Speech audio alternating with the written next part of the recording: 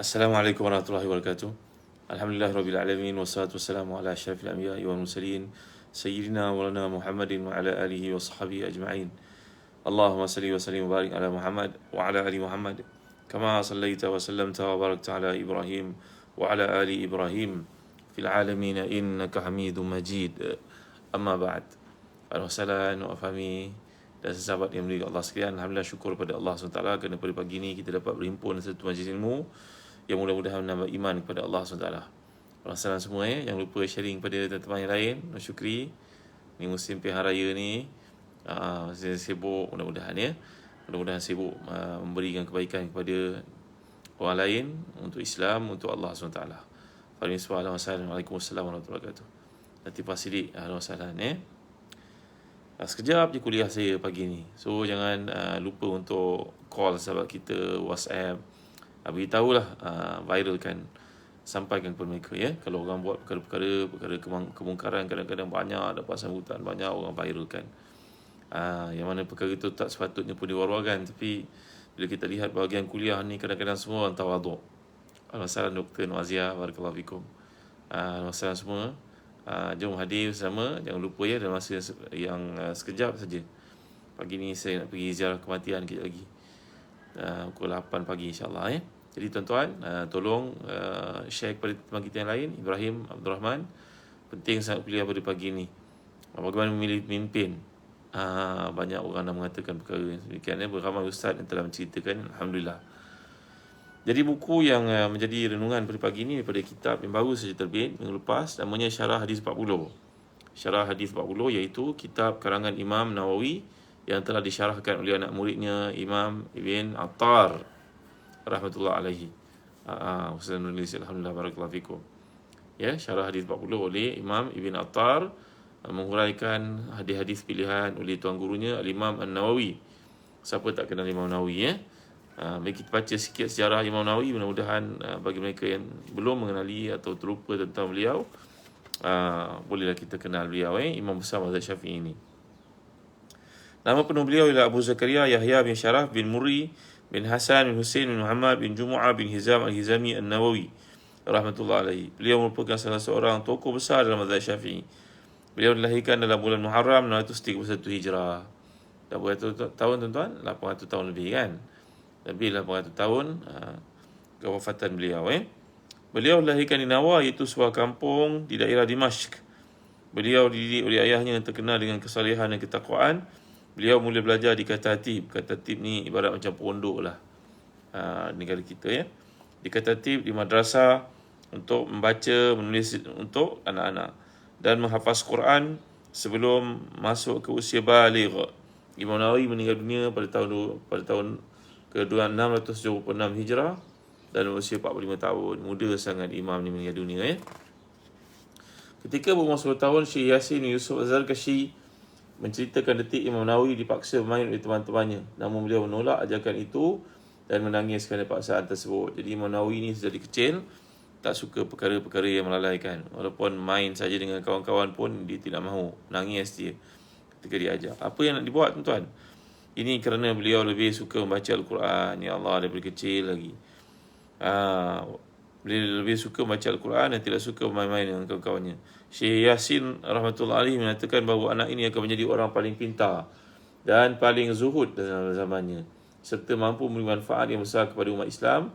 Maka beliau pergi kepada kedua bapanya dan menasihati mereka supaya dikhususkan anak ini bagi menuntut ilmu. Allah SWT telah pun menjadikan orang tertentu untuk tugasan tertentu, mempunyai tanggungjawab tertentu kerana kecenderungannya, kebijaksanaannya dalam bidang tersebut ya. Imam Nawawi tinggal di Nawa hingga berusia 18 tahun. Kemudian pada tahun 699 Hijrah, beliau telah mulakan perjalanan menuntut ilmu ke Dimashq dengan menghadiri halaqah-halaqah ilmu oleh para ulama yang ada di kota itu. Kalau kita pergi ke Syria sampai kali ini tuan-tuan, di Masjid Umawi itu giat majlis ilmu disampaikan. Kalau kat Mesir contohnya macam Masjid Al-Azhar, Al-Wassalam Suzini Al-Barakallahu Fikum, Hazi Harun. Yang lupa sharing kepada teman yang lain tau. Penting sangat kuliah pada pagi ni. Kita nak pesan sikit, tak lama pun, insyaAllah dalam masa setengah jam sahaja. Tolong hadir Sakinah, Nur Farhana, tolong sampaikan kepada teman-teman kita yang lain ada kuliah pagi ni. Barakallahu fikum. Di situ beliau tinggal di Madrasah Rahawiyah berdekatan dengan Jami' Umawi. Masjid Umawi yang besar itu. Dari situ jugalah tugas sebagai penuntut ilmu menjadi kesibukan utamanya. Diceritakan bahawa beliau menghadiri 12 halaqah ilmu dalam sehari. Bayangkan 12 halaqah ilmu. Dengan catatannya, mendengarnya, beri perhatiannya, ya, memunakashahnya. Beliau rajin belajar dan menghafaz banyak ilmu. Imam Nawawi menyatakan, aku menulis segala yang berhubungan dengannya. Baik penjelasan kalimat yang sulit ataupun pemberian harakat pada kata-kata. Allah telah memberi keberkatan kepada waktu kepadaku. Ini dalam kitab Syazaratul Zahab fi Akhbar Man Zahab. Kisah tentang Imam Nawawi, ya.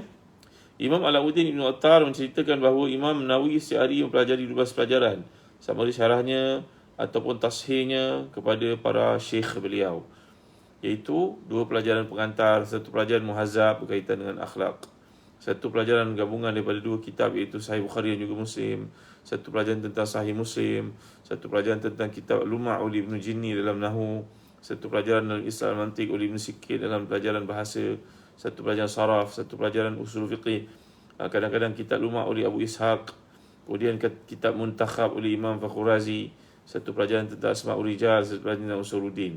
Ini ilmu-ilmu berkaitan dengan hadisnya, fiqihnya, tafsirnya, ya. Alhamdulillah semua yang hadir. Barakallahu fikum. Nursidah, alhamdulillah, terima kasih, ya, kerana sharing pada teman kita yang lain. Jangan lupa tau, jangan biasa ke seorang lagi. Bagilah komen apa-apa Nur Hidayah, Nur Fahna.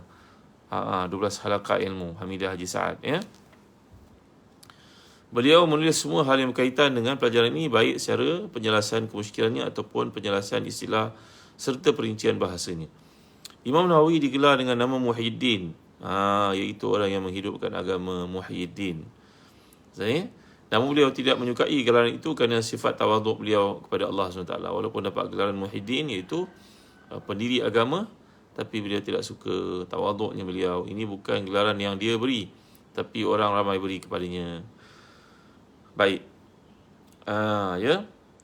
Beliau bersifat tawaduk kerana agama Islam, baginya agama Islam ini sentiasa hidup dan kukuh walaupun tanpanya. Ini kata-katanya. Ya. Jadi beliau pernah berkata, aku tidak halalkan sesiapa menggelar aku sebagai Muhyiddin. Ini kata Imam As-Sakhawi dalam terjemah An-Nawawi. Tawaduknya beliau bukan macam sebahagian daripada orang pada zaman ni. Asal disebut saja satu gelaran tertentu walaupun bukan milik dia, seronok dia kemain lagi, kepalang dia kemain lagi, pergi sebar lagi dekat media sosial. Beza kita dengan orang terdahulu. Orang terdahulu takut membawa gelaran-gelaran yang tidak layak bagi mereka. Betapa hebat dan agungnya Imam Nawawi yang kita belajar tentang kitab hadis beliau pada kali ini, Zaman Khamis. Beliau ini walaupun hidup cuma 45 tahun saja, tetapi meninggalkan karya yang sangat banyak. Ini adalah bukti keberkatan waktu yang dialami oleh beliau. Menulis ilmu yang kita berumur 80 tahun, 100 tahun zaman sekarang pun tak mampu nak baca dan tak mampu nak memahami. Padahal usianya cuma 46 tahun saja ataupun kurang sikit ketika wafat. Mamat, barakallahu fikum ala wasallam.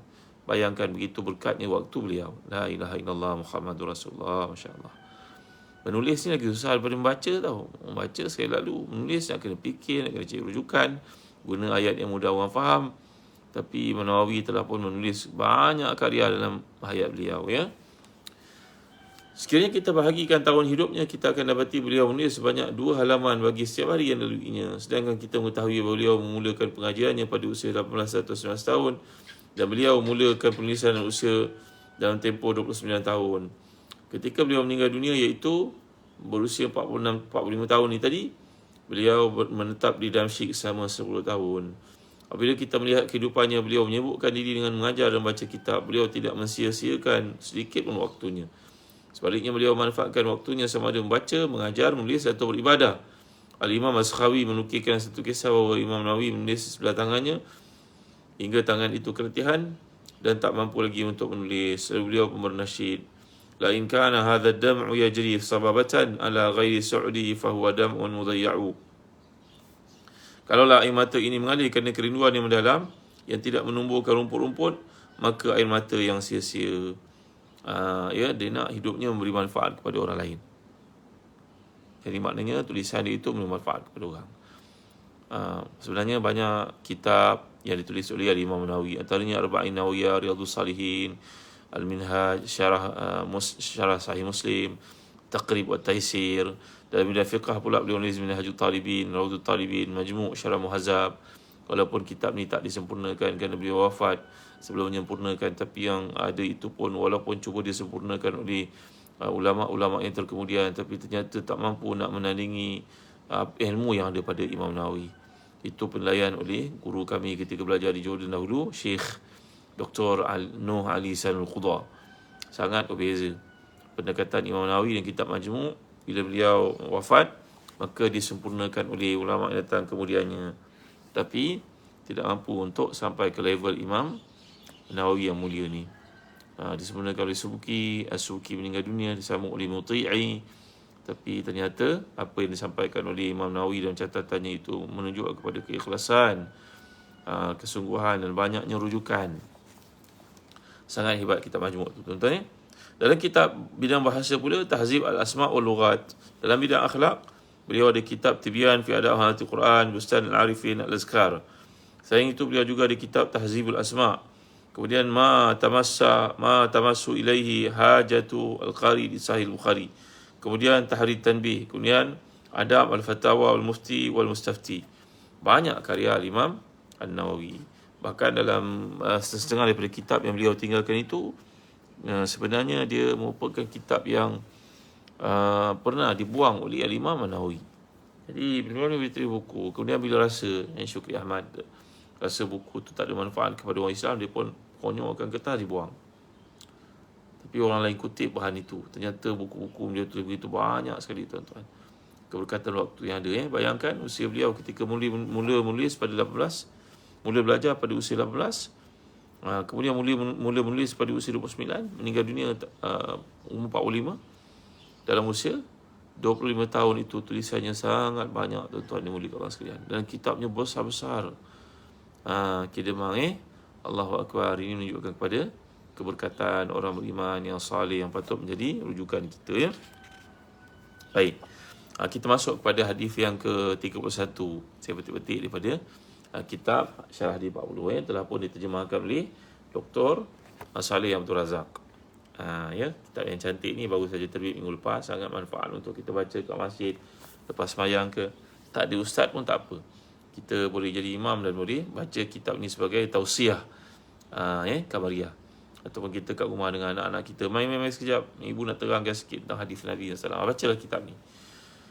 Baik, diriwayatkan daripada Abu Abbas Sahal bin Sa'ad As-Sa'idi radhiyallahu anhu berkata, ja'a rajulun ila Nabi sallallahu alaihi wasallam faqala ya Rasulullah dullani ala amalin idza amaltuhu ahabbani Allah wa ahabbani an-nas.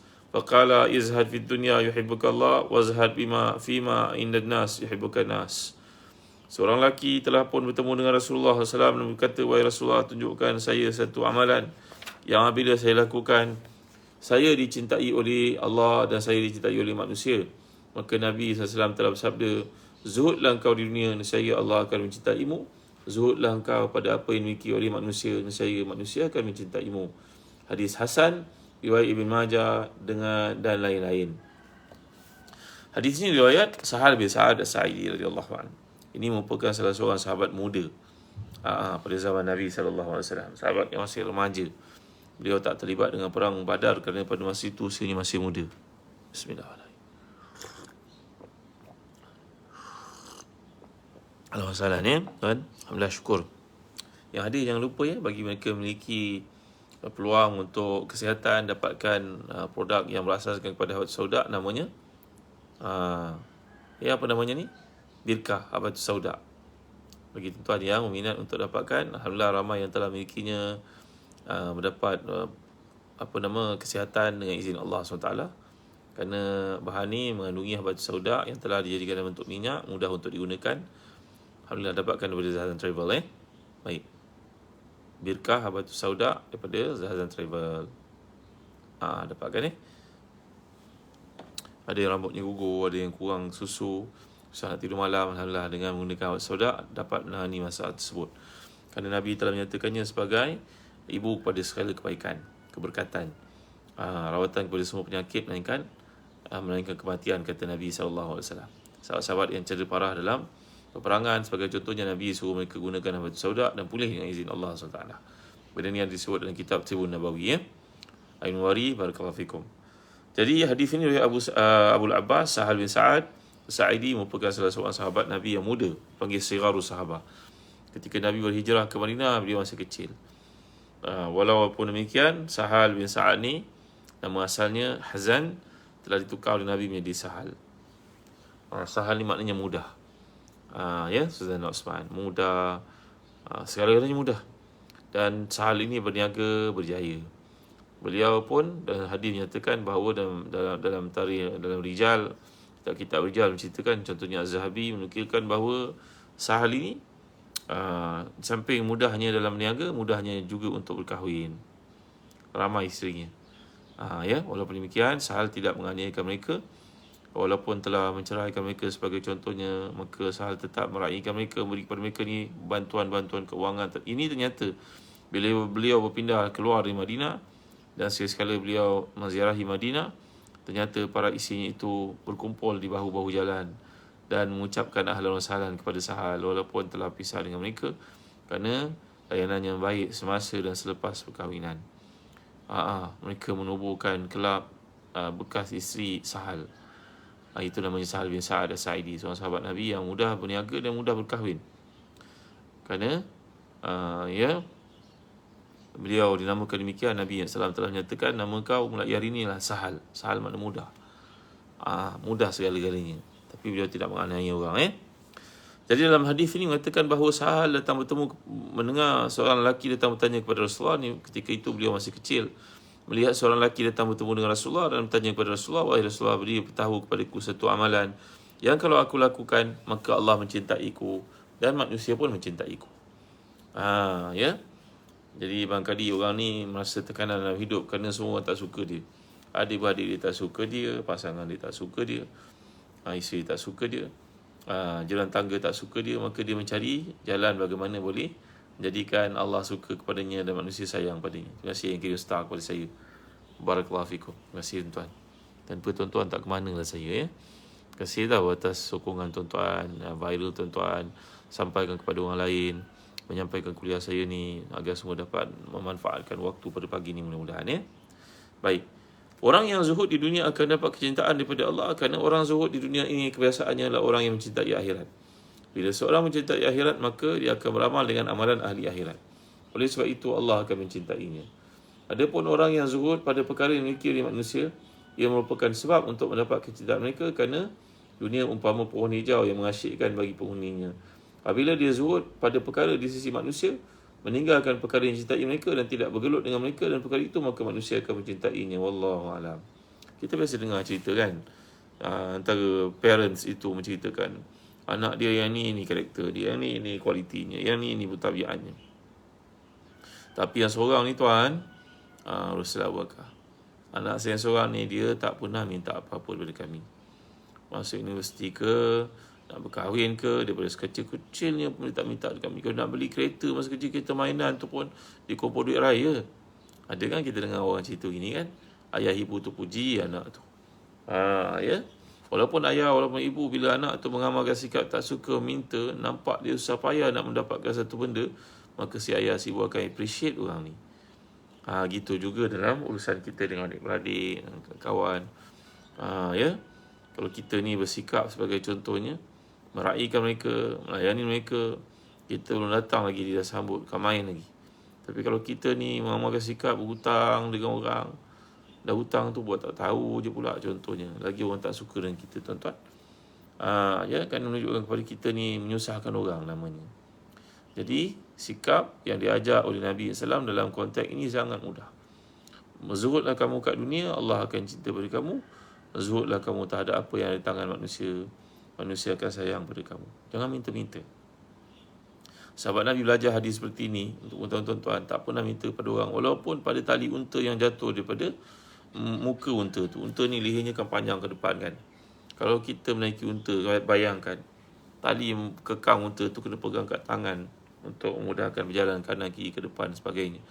Kalau tali unta tu jatuh, kita nak ulur ke tangan kita tak sempat, tak sampai, kerana leher unta ni begitu panjang ke depan. Sahabat Nabi ni bila belajar hadis demikian, dia tak suruh pun orang, tolong ambil tali unta bagi kat aku. Tak, dia pergi turun unta yang tinggi tu, tak usah payah. Ambil tali unta tu, naik pada atas unta. Begitu sekali kesungguhan mereka mengamalkan apa yang Nabi nyatakan, jangan minta-minta pada orang. Daripada benda yang sekecil-kecilnya, sampailah sebesar-besarnya. Kalau kita terpaksa minta bantuan daripada manusia ni, rewardlah manusia. Ucapan terima kasih ke, jazakallahu khairan sekurang-kurangnya, ataupun balas yang lebih baik daripada itu ke. Maka ini adalah strategi kita dalam berurusan dengan manusia. Orang yang zuhud pada perkara yang memiliki manusia, ini merupakan adab untuk mendapat kecintaan mereka. Tengok kan, kata penulis rahimahullah. Maknanya kita seorang yang zuhud terhadap apa yang ada di tangan manusia akan menyebabkan orang senang dengan kita. Kita tak berebut dengan apa ada kat manusia. Kursi ada satu, dia berebut sampai 10 orang. Boleh ke perform? Ada track record ke? Hanya nak jadi ketua kerana tujuan-tujuan selain daripada berkhidmat dengan manusia, nak tipu manusia. Kena ingat tahu, orang sedemikian ke akhirat besok Allah tak pandang ke muka dia. Dekat pilihan raya barulah muncul muka kau. Sepanjang tak ada pilihan raya satu apa pun tak ada khabar pun. Orang SMS pun gantung SMS sana sini, SMS pun tak jawab, tapi letak nombor telefon. Ini macam mana cerita ni tuan-tuan ni, boleh kat Allah sekalian. Jadi pemimpin kat setengah negara ni kerjanya untuk mengumpul harta untuk dia, keluarga, adik-beradik, koloni-koloni. Orang lain susah, biar pilah, yang penting aku kaya. Ni kesikap tuan-tuan, ini boleh kat Allah sekalian. Nampak sangat tidak ada sifat zuhud dalam apa yang diamalkan. Jadi zuhud ini adalah seumpama seperti digambarkan tadi, seorang yang mengharap kepada Allah Subhanahu Wa Taala. Jadi pengajaran daripada hadis, setiap Muslim wajib berusaha menjadi orang dicintai oleh Allah dan manusia. Mencari kecintaan kepada manusia tidak berlawanan dengan kecintaan kepada Allah. Hal ini kerana kecintaan kepada manusia dibina atas kecintaan kepada Allah. Justru seorang Muslim yang baik adalah orang yang dicintai oleh Allah dan dicintai oleh masyarakat kelilingnya. Kita nak apa-apa saja, bangun malam, tahajud, minta kepada Allah Taala. Kalau seorang perempuan tu mengharap sangat orang berkahwin dengannya, pergilah mengusulkan dirinya, kan nampak tak manis tuan-tuan, kan tak menarik langsung. Orang lelaki ni, untuk tuan-tuan, dia satu makhluk yang Allah jadikan berbeza daripada orang perempuan. Kalau seorang itu selling diri dia very cheap, maka orang lelaki tak berkenan dengannya tuan-tuan. Kena ada harga diri, kena ada satu barometer dalam kehidupan ni, biar kita ada satu kayu ukur yang menentukan bagaimana kemuliaan diri kita ni. Janganlah tunjuk, janganlah rendah sangat diri kita ni tuan-tuan, ni mulia Allah sekalian. Jadi sedari-sedari yang belum punya, bangun malam, tahajud, minta kepada Allah tanpa penat, tanpa putus asa. Yang beri kepada kita jodoh, yang buka jodoh, buka laluan untuk kita dapat rezeki ni adalah Allah SWT. Bukannya kita menayang diri, tunjuk kat sana, tunjuk kat media sosial itu, offer pula pada orang. Ini orang tak ada harga diri tuan-tuan, ni mulia Allah sekalian. Belajarlah daripada peristiwa Khadijah radhiyallahu anha ketika menaruh harapan untuk Nabi SAW memperistirikannya menggunakan khidmat daripada orang keliling. Bukan dia yang pergi jumpa Nabi SAW. Kita kena ada martabat lah, kena ada kedudukan lah, kena ada harga diri lah. Janganlah jual diri kita terlalu murah hanyalah untuk mendapat perhatian orang tertentu. Zuraidah Nasir, barakallahu fikum. Siapa yang ingin melihat kezuhudan yang hakiki dan praktikal, maka lihatlah kezuhudan Nabi sallallahu alaihi wasallam. Itulah zuhud yang sebenarnya. Kita akan menemui bahawa zuhudlah hati seorang tidak terikat dengan dunia. Namun itu zuhud tidak menghalang seorang untuk mencari rezeki dan menjadi orang kaya. Dengar baik. Zuhud itu terletak pada hati. Jangan minta-minta ke orang, mintalah kepada Allah. Berusaha. Kenapa Imam Ibn Mubarak menjadi orang kaya? Sebagai contohnya Yusuf Emir. Kerana bukan jual mahal, kena ada harga diri. Jual mahal kan susah pula. Jangan jual diri murah. Nur Hakimah Aisyah. Lihat bagaimana Allah bin Mubarak sebagai contohnya berniaga, tokoh perniagaan yang masyhur ini. Orang bertanya kepadanya, wahai Imam yang mulia, engkau bercerita supaya zuhud tapi engkau kaya, macam mana? Jawapan Ibn Mubarak, kaya tidak bercanggah dengan zuhud. Zuhud ini berarti kehidupan bergantung kepada Allah. Aku berusaha untuk menjadi kaya, untuk memulakan diriku dan keturunanku, dan membantu para ulama, membantu Islam. Jadi tak kisahlah apa saja perniagaan yang kita nak ceburi. Jangan menipu orang sudah. Kerana perniagaan adalah sebahagian daripada kehidupan. Kata Sayyidina Umar seperti dinukilkan oleh pengarang kitab At-Taratib Al-Idariyah, bahawa kalau kamu tinggalkan perniagaan, maka kamu akan hilang sepertiga daripada pemerintahan. Itu yang sedang terjadi dalam negara kita. Kerana orang Islam, orang Melayu kurang nak berniaga, maka kita terpaksa berharap sangat daripada bangsa lain. Pihak raya pun harap pada mereka, minta wang daripada mereka. Ni cerita big gun lah. Orang tentulah tuan-tuan. Kita terpaksa minta duit daripada orang bukan Islam untuk membolehkan mereka ada wang untuk pihak raya. Tuan-tuan dimulai Allah sekalian, ya. Baik. Jadi zuhud ini berarti mengharap pada Allah SWT. Macam Abdullah bin Mubarak radhiyallahu anhu, walaupun beliau ni seorang yang kaya, tapi hidupnya zuhud. Benar dalam perjalanan untuk menaikkan ibadah haji yang berikutnya, yang merupakan haji yang sunat, beliau singgah di Baghdad. Tapi dalam perjalanan itu beliau melihat seorang perempuan ingin makan daging, ingin makan bangkai itik yang mati. Maka beliau menegurnya, berkata bahawa ini haram, wahai perempuan. Perempuan itu jawab, apa yang kau tahu? Bagi aku halal, kerana anak aku dah 2 minggu tak makan pada hari ini. Kami terpaksa makan bangkai ini. Maka Abdullah bin Mubarak yang membawa wang sebanyak 1000 dinar untuk pelaksanaan ibadah haji, memberikan wang itu kepada perempuan tersebut dan berkata kepada anak-anak muridnya, perempuan ini lebih berhak daripada haji yang kita nak tunaikan, kerana haji yang kita nak tunaikan itu haji sunat, bukannya yang wajib. Kan haji ni sekali sahaja wajib dan hidup. Maka wanita ni terpaksa makan bangkai. Dia lebih perlukan wang ini pada aku. Dibaginya wang itu semuanya pada perempuan tersebut, tuan-tuan. Nilai wang pada masa itu adalah sebanyak 1000 dinar. Tahu tak 1000 dinar berapa banyak? 1000 dinar ni adalah sebanyak wang 1 juta kita pada hari ini. Ada wang, banyak khidmat boleh berikan kepada masyarakat. Bukan khidmat untuk masyarakat untuk dapat wang, itu dah terbalik. Tuan-tuan ni mulia Allah sekalian. Latihlah, bangunkan kepada anak-anak kita kesedaran berpolitik untuk pilih pemimpin yang betul, yang tak mengambil kesempatan kepada rakyat, yang tak terlibat dengan rasuah. Ini tanggungjawab kita, tuan-tuan. Jangan kata, tak apalah, sesiapa naik pun sama saja. Mana boleh, tuan-tuan. Tak boleh jawab macam tu. Tak boleh cakap begitu.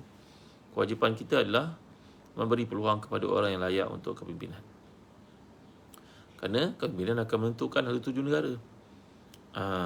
Kepimpinan akan mengeluarkan negara kita daripada kemelut, rasuah dan sebagainya. Tanggungjawab setiap kita. Wajib kata kita. Anak-anak kita yang telah boleh mengundi, ajar mereka untuk mengundi pihak yang betul, golongan yang betul, kumpulan yang betul. Dan banyaklah para ustaz menjelaskannya. Saya tak perlu ulas lagi benda ni, tuan-tuan. Jangan pandang, tak apa, sesiapa naik pun sama sajalah. Tak, tuan-tuan. Wajib, tuan-tuan. Mengundi adalah wajib untuk menentukan nasib orang Islam, survival orang Islam pada masa akan datang. Jangan cakap kod sama saja siapa-siapa naik pun. Tak betul. Banyak perubahan telah berlaku dengan sebab kepimpinan yang baru. Dengan sebab golongan yang baru. Okey. Jadi seterusnya seperti disebut di sini, zuhud pada perkara yang dimiliki oleh manusia bermaksud hatinya tidak terikat dengan orang lain, merasa hina diri dan tidak menggadaikan agama demi mendapat perkara yang dihajatinya. Kita dapat lihat pada ini ada contoh-contoh yang sangat banyak membuktikan kepada kita manusia yang terikat dengan orang lain, mengharapkan daripada orang lain, menjadi hamba kepada orang lain. Akhirnya sama-sama terlibat, terpalit dengan kesalahan orang lain. Mintalah kepada Allah, tuan-tuan, buat kerja sebaik mungkin, ikut cara yang betul. Minta kepada Allah SWT. Yang bagi tender tu bukan manusia tahu, Allah SWT yang bagi. Buka pintu hati manusia tu untuk pilih kita. Kita mengampu manusia tu, dia minta duit pula kat kita. Seperti terjadi pada setengah-setengah pihak. Minta kepada Allah SWT. Minta kepada Allah. Apa yang ada untuk kita, adalah. Yang tak ada tu anggaplah ada hikmah di sebaliknya. Jangan duk tamak dengan benda yang kita tak dapat. Masuk tender 15, satu saja dapat. Alhamdulillah, daripada tak dapat langsung. Jangan terlibat dengan sebarang perkara yang haram. Kerana perkara haram itu akan menarik segala keberkatan yang ada dalam hidup. Tuan-tuan dimuliakan Allah sekalian. Wang banyak ke mana pun, kalau Allah kenakan satu hukuman, kalau kita ambil dia semua yang haram, kat dunia lagi dah tak mampu nak pikul, tuan-tuan, kena penyakit dan sebagainya. Belum lagi ke akhirat. Wa inna yawman inna rabbika ka alfi sanatin mimma ta'udun. Satu hari ke akhirat tu sama dengan 1000 tahun kat dunia. Kita sakit dekat dunia sebagai contohnya, kita telah demam seminggu. Ada orang sakit bulan-bulan. Ada orang sakit tahun-tahun. Ya walaupun tahun-tahun pun ada panjang sampai 20 tahun, 30 tahun tak sampai kan. Nak banding akhirat tu 1000 tahun. Maka bersabarlah atas kesukaran hidup dunia ni. Ya, mempertahankan Islam, mempertahankan hidup kita mesti ke mana pun disembur yang halal. Kerana mengingat yang haram itu akan dihisap oleh Allah SWT. Di dunia lagi akan dapat sebahagian daripada impaknya sudah pun menyusahkan kita, apatah lagi di akhirat. Ya tuan-tuan, jadi jaga adik kita, jaga anak-anak kita, ajar mereka untuk bersifat zuhud. Jangan minta-minta melainkan kepada Allah SWT sahaja. Kita nak pakai kereta, minta kepada Allah. Ya Allah, aku perlukan kereta lebih besar. Kemampuan aku terhad, Ya Allah. Engkau beri pada aku rezeki supaya aku dapat memiliki kereta ni, wahai Tuhan. Takkanlah aku nak pinjam duit pak mentua aku. Takkan aku nak pinjam duit biras aku. Aku minta kepada Engkau lah, Ya Allah, lorongkan aku, mudahkan aku, buka pintu hati orang hutang aku ni supaya bayar hutang mereka. Boleh aku nikmati sebab cakap dengan Allah Ta'ala, tuan-tuan. Mengharapkan kepada manusia ni akan mengakibatkan diri kita jadi hamba kepada mereka. Kemudian, bahaya tuan-tuan, kemudian. Ya, seorang bercerita, seorang yang bijak bercerita. Saya kalau pergi ke satu tempat, saya tak nak susahkan orang. Susahkan orang macam mana tuan? Dia nak turun airport ke, saya telefon dia, tuan-tuan saya sampai. Nanti dia datang ambil. Waktu mungkin tak sama waktu kita, satu. Yang kedua mungkin ada komitmen lain. Tak apalah, saya turun mana pun saya naik Grab. Ni jutawan bercerita ni tuan-tuan. Jutawan bukan sebarangan. Super jutawan bercerita demikian. Multi-millionaire punya orang. Ya, saya turun kat mana-mana, saya tak nak susahkan orang. Walaupun akhirnya orang tahu juga saya datang. Saya tak mahu nanti bila dia datang ke tempat saya takut saya tak mampu nak berkhidmat sebagaimana baiknya dia berkhidmat kepada saya. Tengok tuan-tuan, dalam bab macam ni pun orang bijak berfikir demikian kan. Lagipun kalau saya turun naiki Grab ke contohnya, dapat bagi pendapatan, dapat ekonomi itu berpusing. Ni kawan saya kalau saya panggil, dia tengah meeting, dia kena stop meeting, dia tergendala kerja dia mungkin berusaha dengan anak dia, nak kena ambil saya pula. Tengok tuan-tuan dimuliakan Allah sekalian. Jangan kok mana mengharap pada manusia lah tuan-tuan. Haraplah kepada Allah, buatlah cara yang betul. Mintalah kepada Allah SWT. Kalau orang kata dalam hidup ni ada banyak rules. Rules of law, rules of relationship, rules of logic. Ada setengah perkara kita nak buat mesti ada relationship, kenal orang tu, kenal orang ni. Tak perlulah tuan-tuan, kenal Allah je cukup lah. Apa nak minta-minta pada manusia ni, penat je. Ya, Hafiz peace. Ya, mengharap pada manusia ni kita akan kecewa. Mengharap pada manusia akan mati. Mengharap pada bunga-bunga layu. Cinta bunga-bunga layu, cinta makhluk-makhluk akan pergi. Cinta Allah kekal abadi kan? Kata ahli bijaksana. Maka belajarlah perkataan zuhud yang dianjurkan oleh Rasulullah ini. Jangan mengharap pada manusia. Haraplah kepada Allah saja. Zuhudlah engkau di dunia, Allah akan cinta pada engkau. Zuhudlah engkau terhadap apa yang di tangan manusia. Manusia akan hormat, akan cinta, akan menghargai engkau. Ya, kita yang ada masalah dengan manusia ni cuba cek balik semula. Kenapa aku kalau datang dia memang tak suka nak layan aku. Hari raya pun dia tak nak jumpa aku, tak buka pintu rumah. Cuba kita cek balik semula. Agaknya kita ni terlalu berharap pada manusia, jadi orang memandang hina kepada kita. Ya, tuan-tuan dimuliakan Allah sekalian. Jadi dalam kehidupan, haraplah kepada Allah SWT. Apa sahaja perkara kecil ke perkara besar ke, mintalah kepada Allah. Dan kat dunia ni tak payahlah kita nak melayang-layang kehidupan kita, nak menunjuk-nunjuk kehebatan kepada orang. Unzur ila man huwa dunaka fa innahu ajdaru alla tazzaru ni'amallahi 'alaika. Dan hidup ni petuanya singkat, mudah aje. Jangan duk mudah-mudah kita ni menghabiskan masa tengok kehidupan orang, tengok kereta orang, rumah orang, dapur orang, handbag orang, perjalanan jutian orang. Lama-lama kita akan rasa hati kita ni bengkak je rasa tak cukup je semua. Tak boleh tahu macam tu.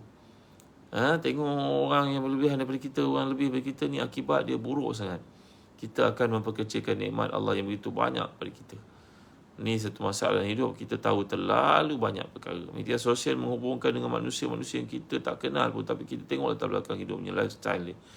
Maka kita selalu berasa merontak dalam diri kita, seolah tak cukup apa yang Allah bagi. Padahal Allah beri pada kita ni, mengikut ilmunya, pengetahuannya yang sangat luas dan bijaksana itu yang terbaik buat kita, tuan-tuan dimuliakan Allah sekalian. Ya, akibatnya seorang perempuan tu bila selalu melihat perkembangan orang lain, dia mendesak suami dia untuk beli handbag mahal-mahal. Contohnya, sang suami dia tak mampu. Tengok rumah orang cerita dengan suami, dan suami pun rasa stres sangat, kesian suami. kerja bukan banyak sangat duitnya.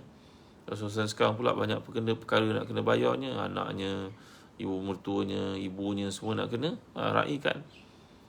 Besok hari raya, besok nak kena siapkan duit lagi. Maka tuan-tuan, ni akibat daripada kita terlalu banyak mengetahui tentang orang lain yang tidak perlu dalam hidup kita sebenarnya. Tuan-tuan ni mulia Allah sekalian. Jadi yang hidup ni kena set limit tau.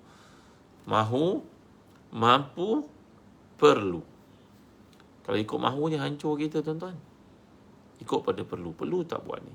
Mampu tak buat ni? Kalau perlu pun, perlu betul, perlu kereta besar nak ramai. Tapi mampu tak soalannya? Tak mampu, reduce sikit. Ada orang kena letakkan mampu tu sebagai ayat pertama dalam kotak pemikiran ukuran dia. Barometer dia, mampu tak soalan itu? Tak mampu, jangan cerita. Ada orang dia mampu, tapi tanya pula, perlu tak? Ya, memang mampu. Ada 10 biji kereta kat rumah mampu, tapi perlu tak soalannya? Akhirnya satu kereta tak berjalan. Orang nak pinjam pun tak nak bagi. Contohnya tuan. Kan? Jadi ini antara perkara-perkara yang kita kena letak dalam kotak pemikiran kita. Ada orang pula, dia tanya pula, mahu tak? Ya, perlu bagi orang merupakan ayat pertama. Mampu nombor 2. Mahu nombor 3. Ada orang ya, mampu itu menjadi keutamaan. Mampu tak? Perlu tak? Mahu tak? Jangan letak mahu tu mula-mula tuan-tuan. Letak mahu tu di awal nanti, jadilah macam ayat Allah, walau ittaba'al haqqu ahwa'ahum la fasadati samawati wal ardu wa man fihinna.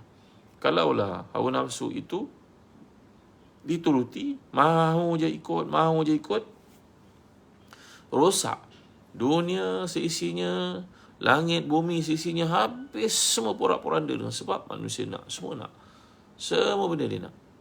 Jadi tak boleh tuan-tuan, setiap benda ada limit dia. Jadi hargailah nikmat yang Allah beri pada kita, macam-macam yang diberikan. Maka janganlah kita duk menuntut kerana melihat apa yang ada pada manusia, sehingga kita rasa tak cukup dengan apa yang Allah berikan. Ini antara petua yang paling hebat diamalkan oleh ramai orang bijaksana. Di samping itu tuan, kurangkan pergaulan kita dengan orang yang tak perlu. Ya, kurang pergaulan kita dengan orang tak perlu. Nombor 3, banyak berdoa kepada Allah. Contohnya doa, Allahumma inni as'alukal huda wat tuqa wal afaf wal ghina. Allahumma inni as'alukal huda wat tuqa wal afaf wal ghina. Allahumma inni as'alukal huda wat tuqa wal afaf wal ghina. Ya Allah, aku mohon padamu hidayah, aku mohon padamu ketakwaan, aku mohon padamu kesucian diri, aku mohon padamu kekayaan daripadamu, bukan daripada manusia. Minta apa? Mintalah kepada Allah SWT. Baik tuan, terima kasih atas kehadiran tuan-tuan pada waktu ni. Jangan lupa sokong kami di Zazan Travel dengan membeli produk Habatus Sauda Jenama Birkah. Dapatkan dan berilah kepada adik-adik kita, ayah ibu kita. Ramai orang telah makan dan mendapat manfaat daripadanya. Alhamdulillah. Birkah Habatus Sauda. Anda tuan-tuan dapati kuliah ni bermanfaat. Jangan lupa sokong kami di Zazan Travel. Marilah pergi trip bersama kami ke Balkan, ke Baitul Maqdis, ke Turki, ke mana lagi? Ke Morocco, Spain, ke Arab Saudi buat umrah, buat haji dan sebagainya bersama dengan Zahazan Travel. Ingat travel, ingat Zahazan Travel. Bukan setakat perjalanan, tapi yang penuh pengisian, yang penuh dengan tafsiran, insya-Allah.